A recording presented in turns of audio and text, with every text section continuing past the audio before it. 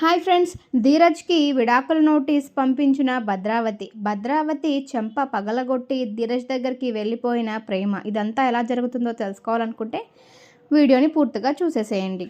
అయితే ఇంకా రామరాజు వేదవతితో మాట్లాడకుండా టిఫిన్ కూడా బయట నుంచి తెచ్చుకొని తింటూ ఉంటాడు. అప్పుడే ఇంకా ఇంట్లో అందరికీ కూడా టిఫిన్ తీసుకొస్తే అమూల్య టిఫిన్ తిని బాగుంది అంటే నర్మద వేదవతిని ఏడిపించడానికి అంత బాగుందా, అత్తయ్య గారు చేసిన టిఫిన్ కన్నా బాగుందా అని చెప్పేసి ఆ టిఫిన్ తినేసి, అవునత్తయ్య ఇప్పటిదాకా రోజు మీ టిఫిన్ తిని నోరు చచ్చిపోయింది, ఈ టిఫిన్ ఎంత బాగుందో అని చెప్పేసి వేదవతిని ఏడిపిస్తూ ఉంటుంది. అయితే ఇంకా వేదవతి అలా కోడల్ని తిట్టుకుంటూ తర్వాత వాళ్ళ ఆయన వైపు చూస్తూ బాధపడుతూ ఉంటుంది. ఈయన నాతో ఎప్పుడు మాట్లాడతారో అని చెప్పేసి బాధపడుతూ ఉంటుంది. అప్పుడు ఇంకా వల్లి వాళ్ళ అత్త వైపు చూసి, నన్నే చెంపదెబ్బలు కొడతారా, మీ పరిస్థితి చూసారా ఎలా అయిపోయిందో, నన్ను కొట్టారు కదా, దానికి ఇంత బదులు తీర్చుకోవాలి కదా, అందుకే ఇలా చేశాను. మీరు నాతో ముందులో ఉండినట్టయితే మీరు ఇంత బాధపడేవారు కాదు అత్తయ్య, మిమ్మల్ని ఇందులో ఇరికించేదాన్నే కాదు, మీతో మామయ్య గారు మాట్లాడేలాగా చేసేదాన్ని, ఇందులో ప్రేమని ధీరజ్ని విడగొట్టడానికి మాత్రమే వాడుకునేదాన్ని. కానీ మీరు ఇంతకు ముందులా లేరు. మీ ఇద్దరు కోడళ్ళతో కలిసి నన్ను తిట్టుకుంటున్నారు. నేను ఎలాంటిదాన్నో మీకు తెలిసిపోయింది. నన్ను నమ్మటం మానేశారు. అలాంటప్పుడు నేను మీపై ప్రేమ చూపించలేను కదా అత్తయ్య అని చెప్పేసి తనలో తను మాట్లాడుకుంటూ ఉంటుంది. అప్పుడు ఇంకా వేదవతి బాధపడడం చూడలేక మళ్ళీ ధీరజ్ వాళ్ళ నాన్నతో ఇలా అంటూ ఉంటాడు. నాన్న, నేను మీకు ముందే చెప్పాను కదా నాన్న, అమ్మ నాకు మాట ఇవ్వడం వల్లే మీకు చెప్పలేదు అని. అయినా మీరు ఇంకా అమ్మతో ఎందుకు మాట్లాడట్లేదు? తప్పంతా నాదే నాన్న. అమ్మ కట్టమన్నప్పుడు కట్టానే కానీ ఇప్పుడు నేను ప్రేమ నిజంగానే ప్రేమించుకుంటున్నాం కదా. అమ్మ చేసిందా ఇప్పుడు తప్పు లేదు కదా, మీకు చెప్పలేదు, అది నా తప్పు, నేను మాట తీసుకున్నాను అంతేకాని ప్రేమకి నాకు బలవంతంగా పెళ్ళైనట్టే కాదు. ఇప్పుడు మేము చాలా సంతోషంగా ఉన్నాము. ఎప్పటికైనా ప్రేమ నా దగ్గరకు వస్తుంది, ఆ నమ్మకం నాకు ఉంది. అంతేకాని మీరు ఇలా అమ్మతో మాట్లాడకుండా ఉంటే అమ్మను బాధపెట్టి మమ్మల్ని బాధపెట్టి మీరు బాధపడకండి నాన్న, నేను చూడలేకపోతున్నాను అని చెప్పేసి ధీరజ్ అంటూ ఉంటాడు. ఇప్పుడు వెంటనే చందు, రే నాన్న బాధపడుతుంది అమ్మ చెప్పలేనందుకో కాదు, నీకు ప్రేమ అంటే ఇష్టం ఉందో లేదో అన్నందుకు కాదు, మీ ఇద్దరూ విడిపోయి ఇలా విడివిడిగా ఉన్నందుకు నాన్న బాధపడుతున్నారు. త్వరగా ప్రేమని ఇంటికి తీసుకువచ్చేలాగా చెయ్యి, అప్పుడు నాన్న కోపం పోతుంది అని చెప్పేసి చందు అంటూ ఉంటాడు. అప్పుడే ఇంకా సాగర్, ఎందుకు పోతుందిరా, ఎందుకు పోతుంది, నీ భార్య నీకు చెప్పకుండా ఇలాంటివన్నీ దాస్తూ ఉంటే నీకు అర్థమవుతుంది. నీ భార్య ఇలా దాయలేదు కదా, ఆ బాధ నీకు తెలీదు. నా బాధ నాన్న బాధ ఒకటే, వాళ్ళిద్దరూ మా దగ్గర దాచారు. ఇంత పెద్ద విషయాన్ని ఇంటి పెద్దయిన నాన్నకి చెప్పకుండా దాచారు. అలాంటప్పుడు ఎందుకు క్షమించాలి, కోపం ఎందుకు ఉండదు, ఎందుకు మాట్లాడాలి అని చెప్పి సాగర్ అంటూ ఉంటాడు.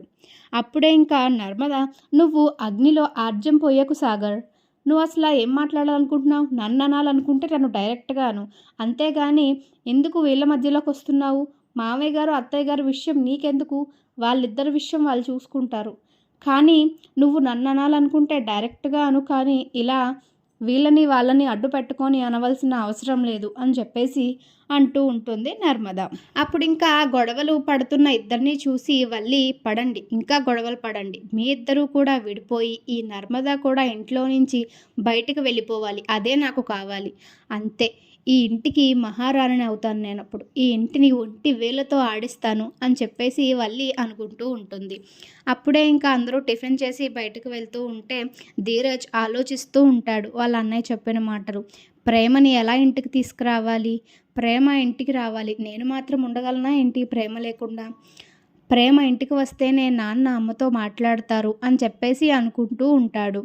ఇంతలో ప్రేమ కోపంగా బయట నుంచి లోపలికి వెళ్ళడం చూస్తాడు. అప్పుడే ఇంకా ప్రేమతో ఎలా మాట్లాడాలో తెలియక వాళ్ళ తిరుపతి మావయ్యని అడ్డం పెట్టుకొని అంటూ ఉంటాడు. మావయ్య, నీకు ప్రేమ అంటే ఏమిటో తెలుసా అంటే అప్పుడు తిరుపతి, నాకెందుకు తెలీదు, నాకు నా సుక్కు ఉంది కదా, ప్రేమ అంటే నాకు బాగా తెలుసు అని చెప్పేసి అంటూ ఉంటాడు. అప్పుడే ఇంకా ధీరజ్, అది కాదు మావయ్య, నేను చెప్పింది విను అని చెప్పేసి, ప్రేమ అంటే మొగుడు ఒక మాట అనగానే వెళ్ళి పుట్టింట్లో కూర్చోవడం కాదు మావయ్య, మొగుడు ఎందుకు అన్నాడో ఏ పరిస్థితుల్లో అన్నాడో అర్థం చేసుకోవడం ప్రేమ అంటే అని చెప్పేసి ధీరజ్ అంటూ ఉంటాడు. అప్పుడే ఇంకా ప్రేమ కోపంగా చూస్తూ ఉంటుంది. ఇంకా అప్పుడే ఇంకా ధీరజ్కి ఫోన్ వస్తుంది. ఈరోజు మీ భార్య కోచింగ్కి రాలేదు, మధ్యాహ్నం ఇంపార్టెంట్ క్లాస్ ఉందని చెప్పేసి ధీరజ్కి కాల్ వస్తుంది. అప్పుడు వెంటనే సరే అని చెప్పేసి కాల్ పెట్టేసి, మామయ్య నీ గోల్ ఏంటి అని చెప్పేసి అడుగుతూ ఉంటాడు.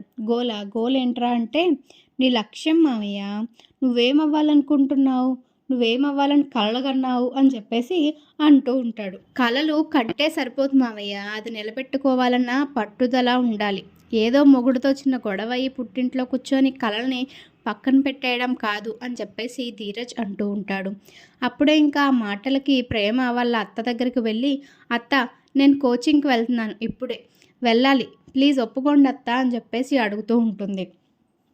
వాడు లేకుండా నేను కోచింగ్కి వెళ్ళలేను, నేను ఎస్ఐ అవ్వలేను అనుకుంటున్నాడు. వాడు లేకపోయినా నేను అవ్వగలను అని చూపించాలి అని చెప్పేసి అంటూ ఉంటే వాళ్ళ అత్త భద్రావతి సరే వెళ్ళు అని చెప్పేసి ఒప్పుకుంటుంది. అప్పుడే ఇంకా ధీరజ్ అమ్మయ్య ఎలా అయితే ఏముంది, ఇది కోచింగ్కి వెళ్తుంది అదే చాలు నాకు, ఇది మా ఇంటికి రావాల్సిన విషయాన్ని తర్వాత తెలుసుకుందాం, ముందైతే దీని ట్రైనింగ్ ప్రశాంతంగా అయిపోతే అదే చాలు అని చెప్పేసి అనుకుంటూ ఉంటాడు. అప్పుడే ఇంకా సేనాపతి వాళ్ళ అక్క భద్రావతితో ఇలా అంటాడు, ఏంటక్క ప్రేమని ఎందుకు కోచింగ్కి వెళ్ళడానికి ఒప్పుకున్నావు, అది కోచింగ్కి వెళ్ళడం మనకి ఇష్టం లేదు కదా, అది ఇప్పుడు సిఐ అయ్యి ఎవరిని ఉద్ధరించాలి అని చెప్పేసి అడుగుతూ ఉంటాడు సేనాపతి. ముందైతే మనం దాని ఇష్టాన్ని గౌరవిస్తున్నట్టే ఉండాలిరా, అది బయటకు వెళ్ళని, అప్పుడు చెప్తాను ఆ సంగతి ఏంటో అని చెప్పేసి భద్రావతి అంటూ ఉంటుంది. సరే అని ఇద్దరు లోపలికి వెళ్ళిపోతారు. అయితే ఇంకా ప్రేమ రెడీ అయ్యి కోచింగ్కి వెళ్ళడానికి సిద్ధమవుతూ ఉంటుంది. ఇంకా ప్రేమ కోచింగ్కి వెళ్ళిపోయిన తరువాత ఇంటికి లాయర్ వస్తాడు. అప్పుడే లాయర్తో భద్రావతి రండి ఇలా కూర్చోండి అనగానే అప్పుడు ప్రేమ వాళ్ళమ్మ, ఇప్పుడు లాయర్ ఎందుకు వదినా ఇంటికి వచ్చాడు, లాయర్తో ఏం పని ఉంది, ఏమైనా కొంటున్నారా అని చెప్పేసి అడుగుతూ ఉంటుంది. అప్పుడే ఇంకా భద్రావతి ఏమీ కొనటం లేదు, చిన్న పనుండి పిలిచానంతే అని చెప్పేసి అంటూ ఉంటుంది. ఏం పని ఉందక్క చెప్తే నేనే వెళ్ళి మాట్లాడొచ్చేవాడిని కదా, ఏం పని అసలు అని అడుగుతూ ఉంటే భద్రావతి ధీరజ్కి ప్రేమకి విడాకులు ఇవ్వాలి అని చెప్పేసి అంటూ ఉంటుంది. అప్పుడు వెంటనే ప్రేమ వాళ్ళమ్మ షాక్ అయిపోతూ, ఏంటి వదిన మీరు మాట్లాడేది, వాళ్ళకి విడాకులు ఇవ్వడం ఏంటి, వాళ్ళిద్దరూ ప్రేమించుకున్నారు అని చెప్పేసి అంటూ ఉంటుంది. అప్పుడే ఇంకా సేనాపతి, నువ్వు మూస్తావా కొంచెం, నువ్వు మంచి పని చేస్తున్నావు అక్క, వాడికి విడాకులు ఇచ్చేస్తే మనకు నచ్చిన సంబంధం తీసుకొచ్చి ప్రేమకు పెళ్లి చేయొచ్చు, అప్పుడు ప్రేమ మహారాణిలా ఉంటుంది అని చెప్పేసి అంటూ ఉంటాడు సేనాపతి. అదంతా విన్న ప్రేమ వాళ్ళ గ్రాని, ఏం మాట్లాడుతున్నారా మీరు, తనకి భర్త ఉన్నాడు, తన ఇష్టాలు తెలుసుకోకుండా మీరెలా డివోర్స్కి అప్లై చేస్తారు అని చెప్పేసి అంటూ ఉంటుంది. అప్పుడు భద్రావతి, అమ్మ ప్రేమకి ఇష్టం లేదమ్మా ఆ ఇంటికి వెళ్ళడం, అలాంటప్పుడు డివోర్స్ ఇచ్చేస్తే మంచిదే కదా అని చెప్పేసి అంటూ ఉంటుంది.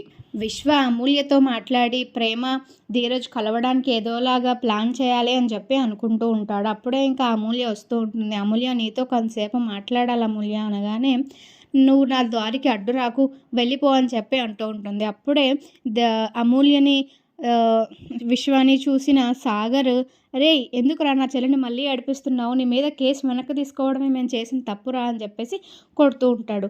అప్పుడే ఇంకా, అది కాదు బావా నేను చెప్పింది వినండి, ధీరజ్ని ప్రేమని కలపడానికి మాట్లాడడానికి ఆగమన్నానే తప్పితే నేనేమీ అల్లరి చేయట్లేదు అమూల్యని అని చెప్పేసి అంటూ ఉంటాడు విశ్వ. అప్పుడు ఇంకా సాగర్, మీ ఫ్యామిలీ వాళ్ళకి విడగొట్టడమే కానీ కలపడం తెలియదు కదరా, మీరు కూడా కలుపుతారా అని చెప్పేసి అంటూ ఉంటే, ముందు నేను చెప్పేది విను బావా, పాపం ప్రేమ చాలా బాధపడుతుంది బావా, వాళ్ళిద్దరూ కలిస్తే బాగుంటుంది అని చెప్పేసి అంటూ ఉంటాడు విశ్వ. అప్పుడు సాగర్, నేను చూశానని చెప్పి నువ్వు మాట మార్చి టాపిక్ మార్చాల్సిన అవసరం లేదు, ఇంకోసారి నా చెల్లి జోలికి వస్తే బాగోదు అని చెప్పేసి సాగర్ అమూల్య వెళ్ళిపోతారు. అప్పుడే ఇంకా విశ్వాచ, వీళ్ళు నా మాటే వినటం లేదు అనుకుంటూ ఉంటాడు. ఇంకా ఇది అలా జరుగుతూ ఉండగానే నర్మదా ఇంకా వేదవతి ఇద్దరూ మాట్లాడుకుంటూ ఉంటారు. వీళ్ళిద్దరిని కలపడం ఎలాగే, మా ఆయన ఎలాగోలా నాతో మాట్లాడతారు, ఆయన కోపం తగ్గేంత వరకే మా ఈ దూరం, కానీ ప్రేమ మన ఇంటికి రానని ఎందుకు చెప్పింది, వాళ్ళేమైనా మాటలతో దాన్ని మార్చేస్తున్నారంటావా? అలా మార్చేస్తే ప్రేమ ధీరజ్‌కి శాశ్వతంగా దూరమైపోతుందే. వాళ్ళ ప్రేమంతా వృధా అయిపోతుంది. వాళ్ళిద్దరి ప్రేమని వీళ్ళు ద్వేషంలా మార్చేసేలా ఉన్నారు మా అక్క వాళ్ళు అని చెప్పేసి వేదవతి అంటూ ఉంటుంది.